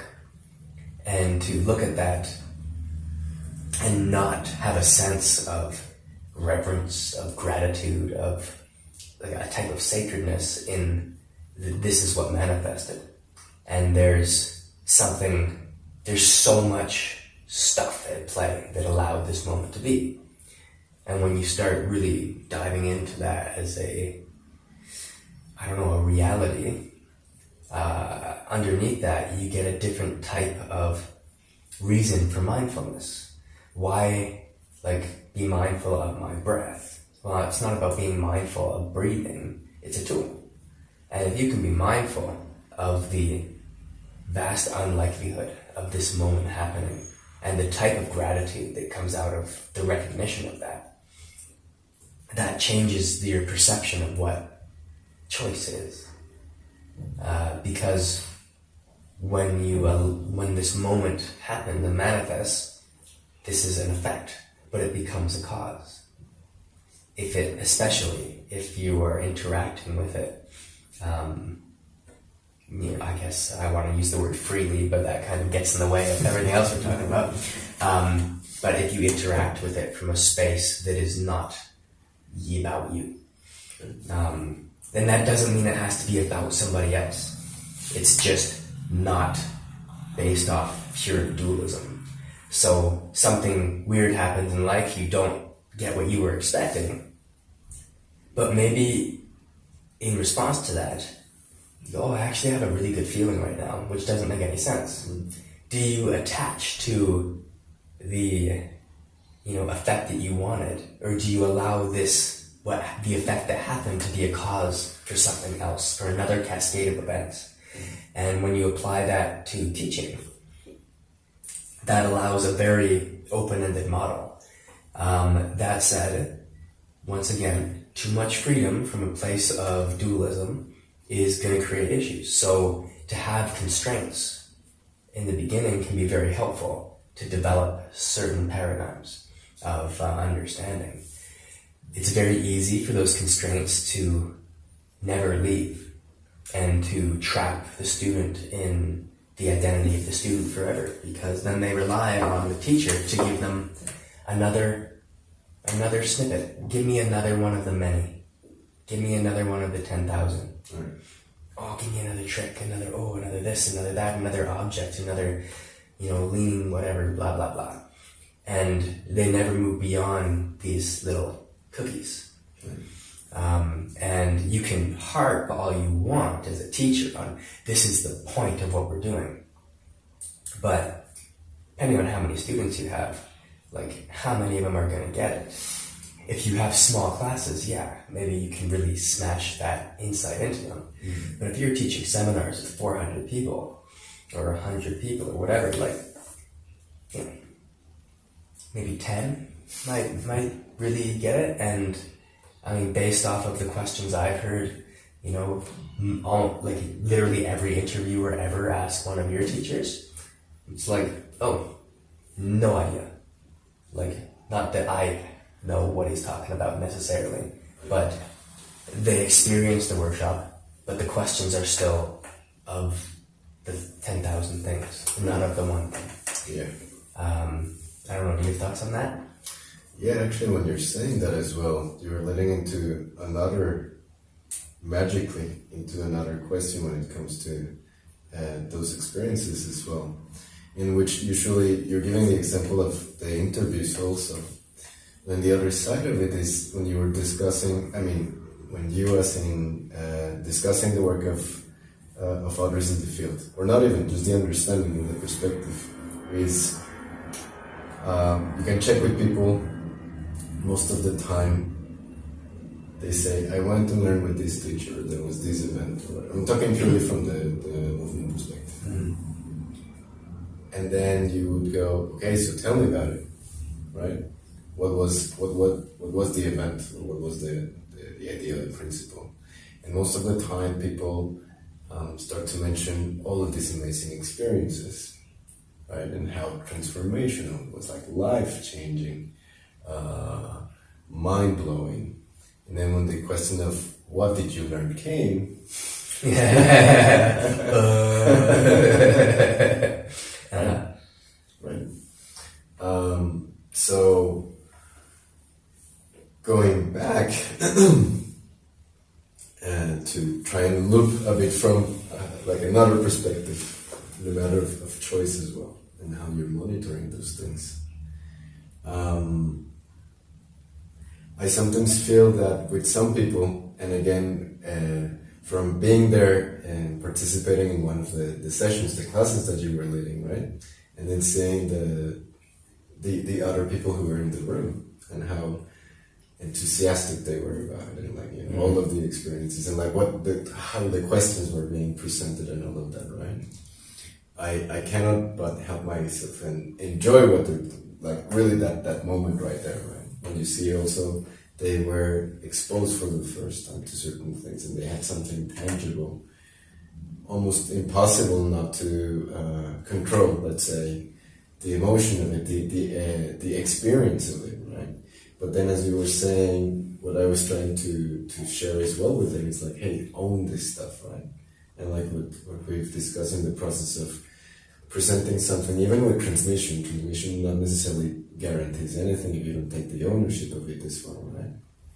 In that same way, is the experience component in teaching and creating this stuff, something that should evolve and eventually, just through enhancement in the conditions, be taken to new heights as well? Or is this something to be respected as well as, if you like, a type of mechanism to do the work, lay the foundation, give the potential for people, and if they want to go beyond the experience into pursuing the path or going whatever they want to, at least creating that for them as well. And in that matter, not really intervening and affecting their choices. Yeah, there's a lot in there.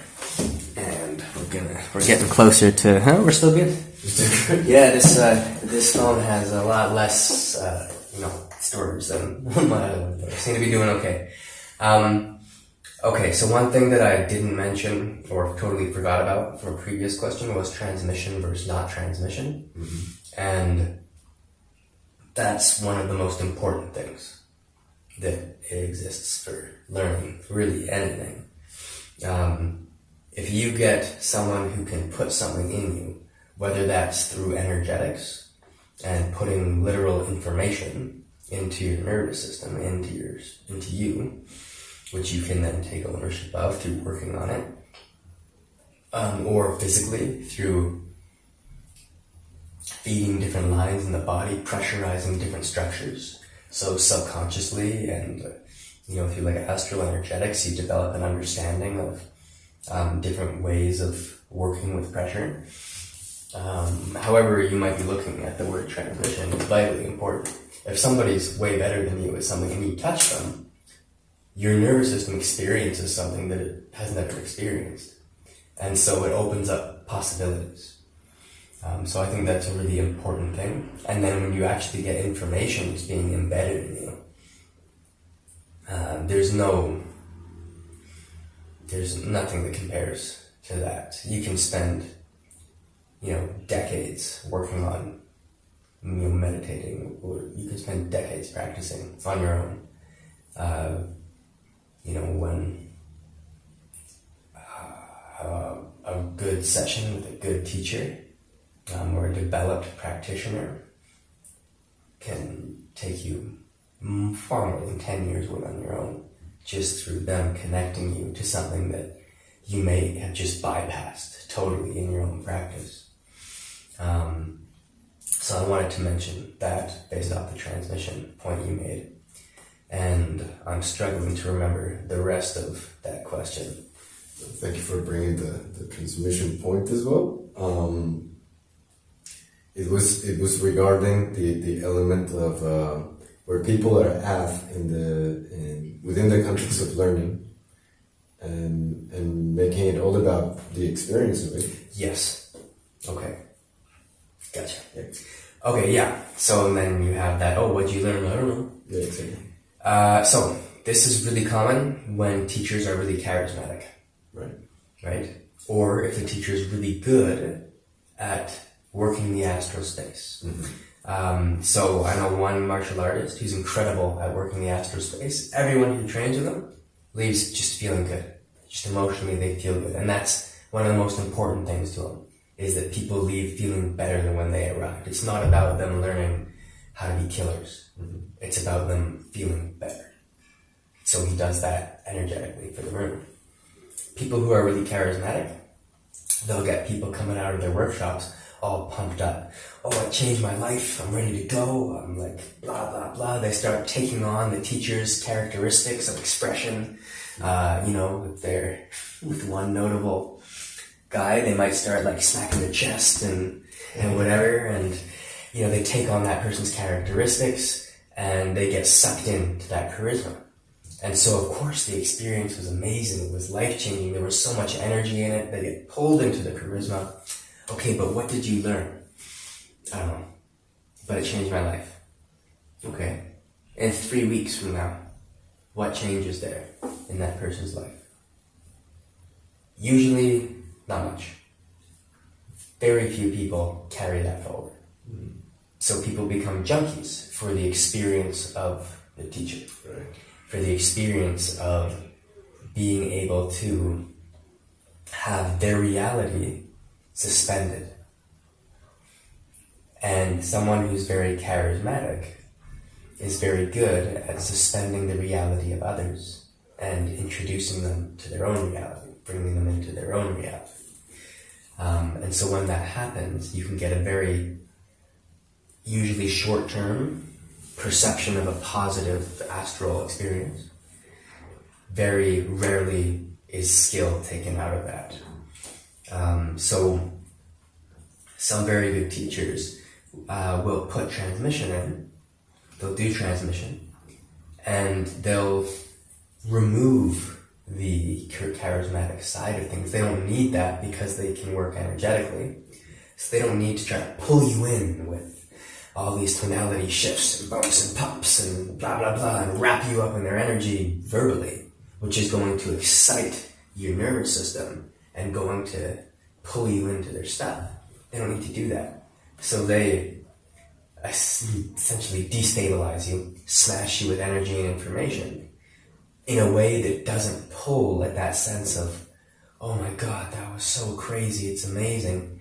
And they can lay out frameworks for development so that you get the transmission and you actually leave with step-by-step processes to get back to what the transmission gave you.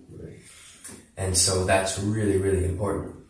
Anytime I ever listen to someone talk and they, label a video the 3 things that you need to know about blah, blah, blah. and they don't talk about, the first one is, and then they don't say it, right? And there's a really particular person I'm thinking of this, and they don't say it. And they don't really get to those 3 things in the video. And so anytime I'm listening to somebody, I'm like, well, can we get to the point?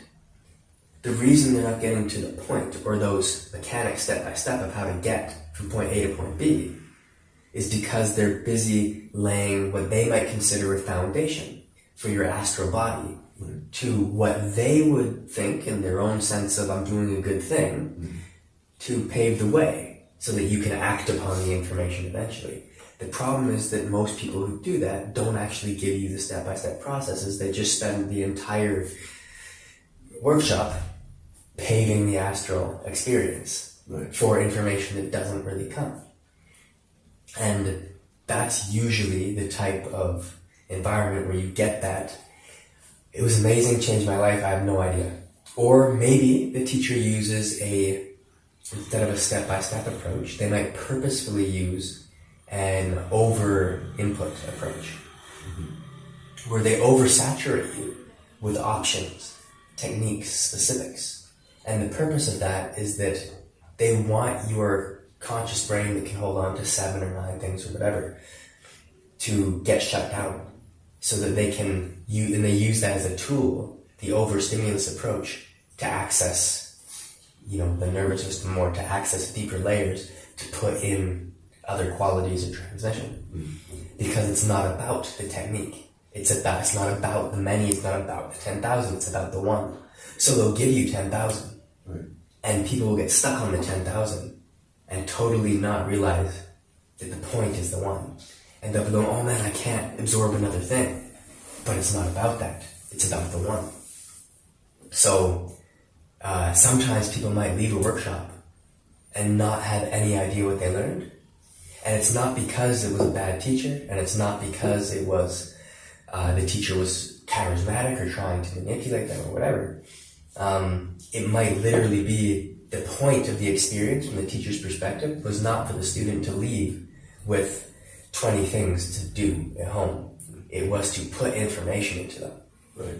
And the only issue is that it's really nice to have a few key points to go back to re-access it.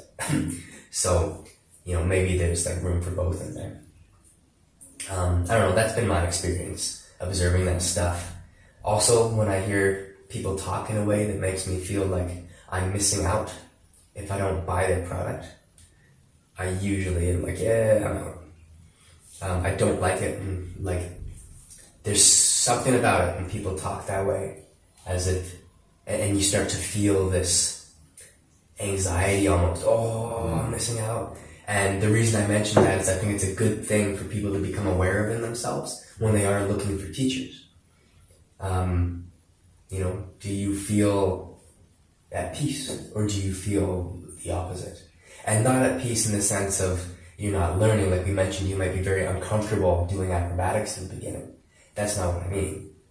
I mean, do you feel like, essentially, if you don't fulfill their desires, that you're missing out and being a bad person or whatever, especially when it comes to finances.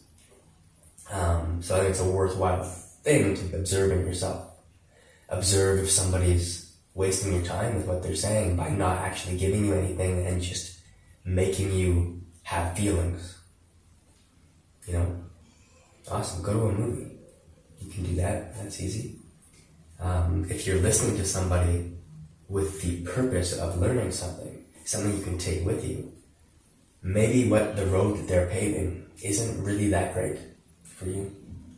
And when people talk about their success stories, I had a student who, had a bad car accident and was supposed to have knee surgery or spinal whatever, and through doing this and that and the other thing, they didn't need it. Me.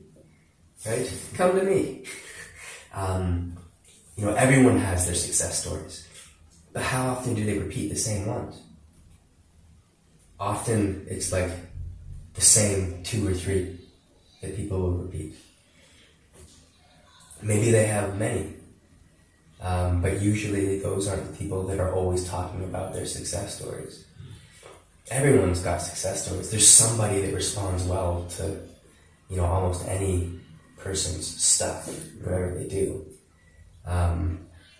So one thing I like to look at is, can people of any background, any profession, any activity, any hobby come to this teacher and leave better at a myriad of different things? 10 people in a workshop, 10 different professions, 10 different hobbies. Can they all be better at their profession, all be better at their hobbies, all be better in their relationships? Like, that's a good teacher. That's something that I strive for myself, is to be able to give stuff like that to everyone, within the context of transmission, within the context of opening up awareness of different layers of reality, of self internally, as well as of the environment and how everything merges eventually and starts to interrelate and then kind of disappear. I may have gone very off topic there. Not at all. I was hoping that you continue on that, and that's related to my next question, but maybe we should check. Yeah. You are welcome, everybody. We're still going. Oh my god. Oh my god. What are we going to do? If anyone wants to be an assistant, watch the camera. Let me know. So, on the subject of finding teachers, and then the dynamic with teachers, you're very, very skillful in managing as well the rapport with a teacher, being able to switch. And that's very important in the process of learning from somebody. But then I also wanted to get more insight on you. Usually, then the first model that I learned to implement was that of the so-called Trinity, right? So, does the teacher have the skills? Look at the students, can they actually do it also? And then the third component was actually being able to stand behind the teaching, right? So not only explain it, but like basically walk the walk as well, right? And dealing with all of that pressure. That might be very helpful just from a purely success-based type of perspective. Then we have the other component that might come up from some spiritual traditions, right? And the harm done by certain gurus, maybe. There's many different stories, and then this phrase that stuck with me when I heard this: well, your teacher's karma is not your problem. You find a teacher, you use the teacher, your teacher's karma is not your problem. And then also another valid point that I was exposed to recently is if there's let's say a change of circumstances, and many people then if they can't maintain let's say that stream of learning with their previous teacher because they're not on good terms anymore, so they basically want to cut and remove themselves completely from that, then they also, let's say, will be missing all of the development, all of the learning of it as well, because they cannot separate their dynamic now, that experience with the teacher from the actual learning process, right? But then you are very, very skilled in managing the whole situation. You discussed as well, so I might just put that in there, navigating how many teachers and highly skilled practitioners have this social awkwardness as well, right? And then being able to work with that, learn to switch dynamics as well, but then also in our own personal development as teachers and practitioners as well, right? So I was hoping you could give us a few more pointers and insights from your perspective on this. I will do my best. If I am veering off track or forget something, please remind me. So, one, you mentioned that Trinity. Does the teacher have the skills? Do their students have the skills? And do they walk the walk, essentially? Walk the walk would depend on what they're teaching. And, that's going to be dependent on what somebody wants to learn. Do their students have the skills? May not be the best metric, because maybe their students don't want the skills, right? How many teachers put in vast amounts of time and practice, and how many of their students do? Right. Now, some teachers will only work with people who are willing to put in vast amounts of time. Then that takes care of that. But sometimes I don't think that's the best metric, because it can be up to the teacher, but it can also not be. So that one I've always kind of not been 100% on in terms of the skill of the students. Now, if what you're after is skill, maybe the teacher doesn't care about the skill of the students, and maybe the teacher cares about healing the students in the background. Then they don't care if you want the skills, go somewhere else for skills. They do this, they don't do skills. People come and learn a thing and be distracted by that thing while they heal in the background. So it's another very useful thing that goes on. If you want skills, then yeah, find someone whose students have skills. But you never know necessarily what the gift is that teacher has that they're sharing. Because they might just be using their perceived art as a tool to get people in the door to do far greater work. Now, when it comes to navigating the relationship with a teacher, and a teacher who's also a friend, I've become friends with almost all the people I've learned from. And part of that is when we're not in class, I treat them like a human. When we're in class and they're in a certain state, I treat them as a teacher. And that allows like a really nice flexibility for the teacher to be just a human. And that's, really relaxing to not have to always watch what you're saying because people take it way too seriously. Because especially if you teach spiritual stuff, people will think that everything you say is somehow connected to divine principles, and then you can't say anything. You can't just have fun as a human. So unless you're totally beyond the human side of things, then I guess it doesn't matter. So I find that's just fun to, they're still humans. Just because they're teachers doesn't mean we're not humans. Then as a teacher, to be choiceful in how do you want your students to view you? What type of relationship do you want with your students? If you want it to be only teaching, they see you as a teacher, nothing else. You show up 30 seconds before class starts.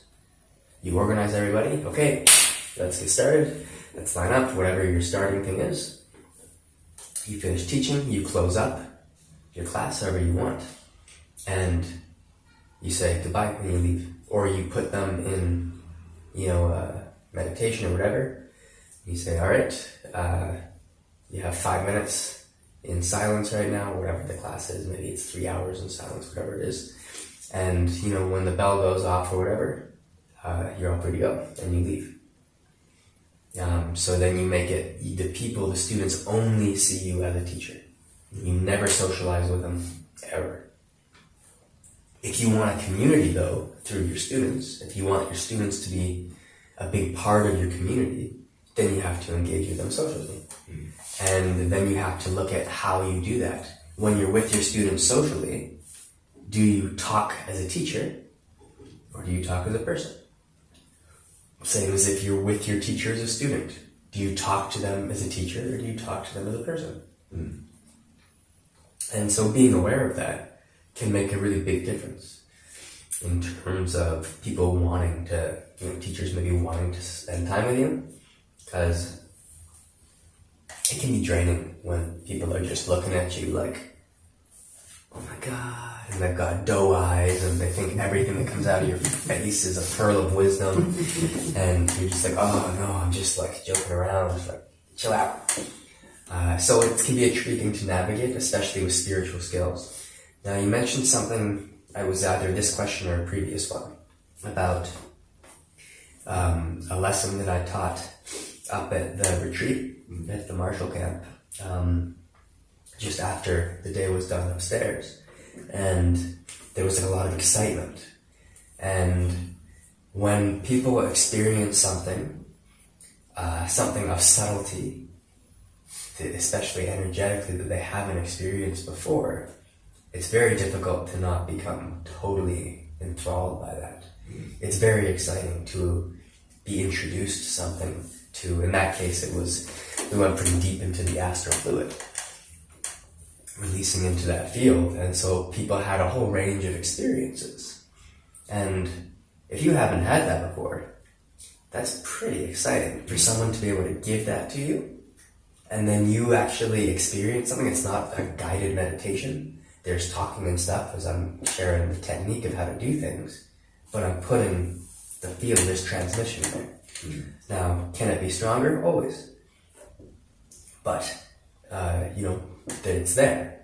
And so that's part of what allows people to feel something so much more easily than they would if they just did the exercise and just followed the instructions. And just to amplify that, you go around, you touch everyone. Transmissions, unless you're real good at it, typically a lot more potent through touch, because you're immediately connected. Of course. So, of course they would get excited about that kind of stuff.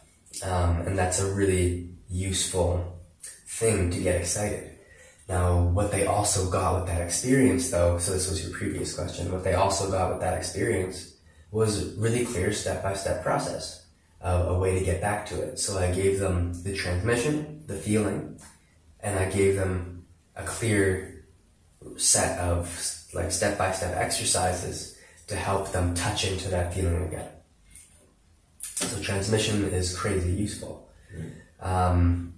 Now, I can't remember, was there more to the teacher-student thing? Just on that, to close on that question as well. So would you agree that perhaps transmission would be the key point to maintain this factor of, let's say, all the good stuff from the experience component of learning, while still making sure that, there's the potential for growth behind it? No, I don't think so. Right. I think transmission is a key factor for having the blueprint of the thing you want to work on embedded in you. Embedded in you, etherically embedded in you. But that's why I was thinking that it would be done the one way, in which you don't have to change all the conditions. So, the person who was not necessarily overwhelmed, but deeply involved in the emotional component, the experiential component of that experience as well. Because I was there and I experienced the power, the clarity, not only of how you conducted the full session, but of the transmissions themselves, right?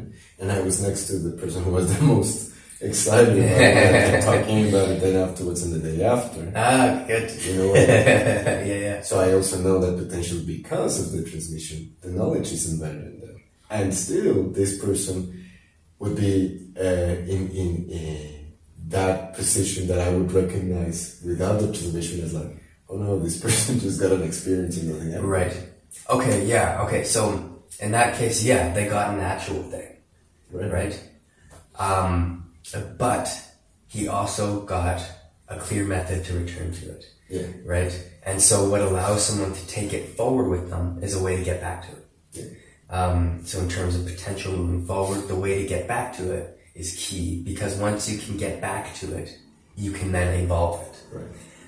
And the idea is not to reproduce, it's to deepen your access to, say, that in that case, the astral fluid, to deepen your connection with that. Right. So if he attaches to the experience, this is the danger of, following your bliss, so to speak, or the experience, is that if he attaches to that particular experience that he had, he will never move beyond that experience. Right. And he will always be seeking to get that same experience through those exercises. And he'll probably be able to, because the transmission's there. Right. Now, if the mindset is open, and if you cannot try to reproduce, but you use the ritual of the exercise, the connection with the transmission, to touch into the truth of that thing you're working on, the logos, excuse me. Thank you. It must be getting late. What was I saying? The logos of the thing. Yeah, then that's what you want, is you want to get into the essence of it.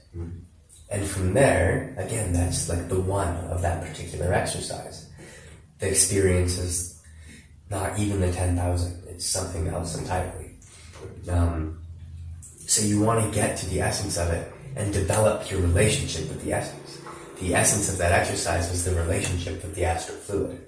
So this particular range of chi, that's the point of that exercise, to touch that. And then maybe to deepen it and actually thicken that energy more and more, because it gets more dense as you practice it. And the stillness accumulates. And that exercise starts to evolve on its own.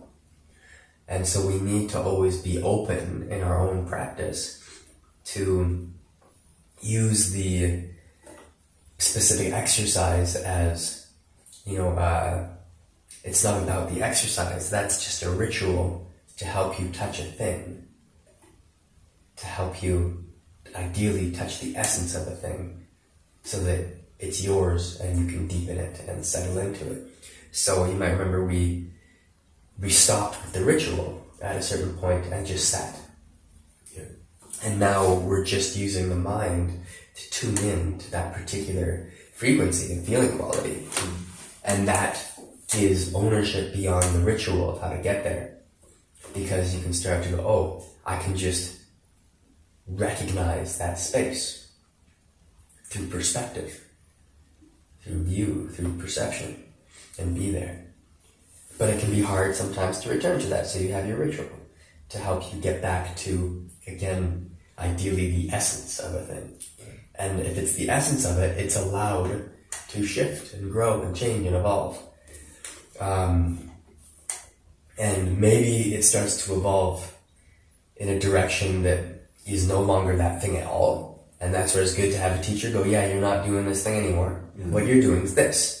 And it's not necessarily better or worse. It's just good to know that you're not doing the thing that you think you're doing, and to have some clarity of perception. Anything else in there that I missed? No, that was pretty clear. All right. Right. Cool. I think we should pause a second. All right.